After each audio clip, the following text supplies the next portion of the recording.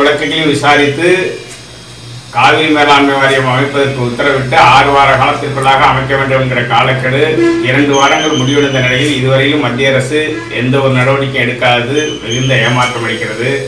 இதனை தனக்கு சாதகமாக பயன்படுத்திக் கொள்கிற கர்நாடக அரசாங்கம் காவிரி மேலாண்மை வாரியம் அமைப்பதை ஏற்க மாட்டேன் என்று அந்த மாநில முதலமைச்சர் சித்தராமையா உச்சநீதிமன்ற தீர்ப்புக்கு எதிராக நீதிமன்ற அவமதிப்பு நடவடிக்கையாக மறுத்து வருவது கண்டனத்துக்குரியது. எனவே இந்த சூழ்நிலையில் அனைத்து கட்சி கூட்டத்தை கர்நாடகம் கூட்டுவது சட்டவிரோதமானது. உச்சநீதிமன்ற தீர்ப்புக்கு எதிராக அனைத்து கட்சி கூட்டம் நடத்துகிறோம் என்று அறிவித்துவிட்டு கூட்டுவது உச்சநீதிமன்றத்தை அவமதிக்கும் செயலாகும். இது குறித்து மத்திய அரசு உள்துறை அமைச்சகம் உரிய விளக்கம் கேட்க வேண்டும்.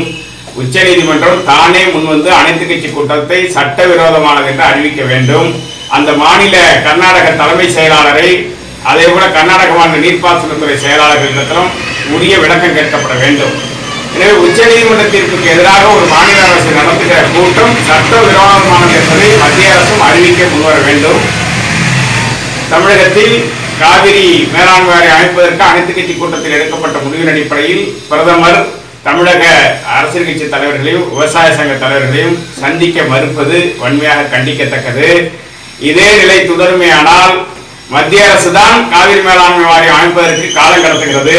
மத்திய அரசு தான் கர்நாடகாவிற்கு துணை போகிறது. தமிழக உரிமை பறிபோவதற்கு துணை போகிற மோடி அரசாங்கம் உச்சநீதிமன்ற தீர்ப்பை தொடர்ந்து அவமதிக்குமேயானால் பிரதமர் மோடி மீது உச்சநீதிமன்ற அவமதிப்பு வழக்கை எங்கள் சங்கம் தொடருவோம். தமிழகத்தில் முதலமைச்சரும் எதிர்க்கட்சி தலைவரும் நாளை காலை சந்தித்து பேசுவது வரவேற்கத்தக்கது.